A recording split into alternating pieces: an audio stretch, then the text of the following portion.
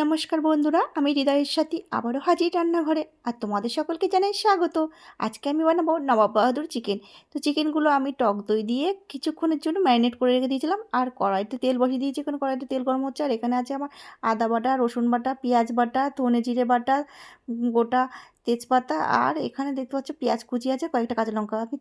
আমি এখানে তেজপাতা আর পেঁয়াজগুলো ছেড়ে দিয়ে দিয়েছি। বেশ কিছুক্ষণ একটু নাড়াচাড়া করতে হবে, যতক্ষণ একটু পেঁয়াজটা লাল লাল হয়ে আসছে ততক্ষণ নাড়াচাড়া করতে হবে। তারপরে এখানে আদা বাটা দিয়ে দিয়েছি, এবার রসুন বাটাটা দিয়ে দিলাম, পেঁয়াজ বাটাটাও দিয়ে দিলাম, দিয়ে এবার কিছুক্ষণ নাড়াচাড়া করতে হবে। একটু নাড়াচাড়া করে নিয়েছি, এবার ধনে আর জিরে বাটাটা দিয়ে দিয়েছি, দিয়ে বেশি কিছুক্ষণ নাড়াচাড়া করব। মশলার গা দিয়ে যখন তেলটা ছেড়ে দেবে তখন কয়েকটা কাঁচা লঙ্কা এভাবে ভেঙে ভেঙে এর মধ্যে দিয়ে দিতে হবে। বেশ এবার নাড়াচাড়া করে নেব কিছুক্ষণের জন্য। এবার স্বাদ মতো লবণ দেব আর পরিমাণ মতো হলুদ দিয়ে দেবো।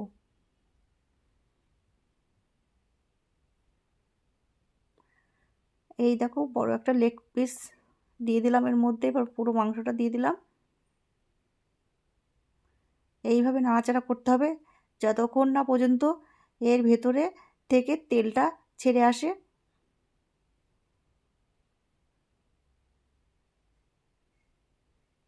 এইবার আমি লঙ্কার গুঁড়ো দিয়ে দিয়েছি, এটা আমার বাড়িতে ভাঙানো লঙ্কার গুঁড়ো। তোমরা কাশ্মীরি লঙ্কার গুঁড়ো দিয়ে দিতে পারো। এই দেখো কালারটা কি সুন্দর চলে এসেছে। এবার আমি জল দিয়ে দেবো আর এর মধ্যে কয়েকটা গোটা কাঁচা লঙ্কা দিয়ে দিয়েছি। এবার এটা বেশ কিছুক্ষণ হতে থাকবে। এর মতো একে ছেড়ে দিলাম, এবার বেশ ফুটে উঠেছে দেখো। আর আমি গরম মশলাটা বেটে রেখেছিলাম শিলে, এবার এর মধ্যে দিয়ে দিলাম।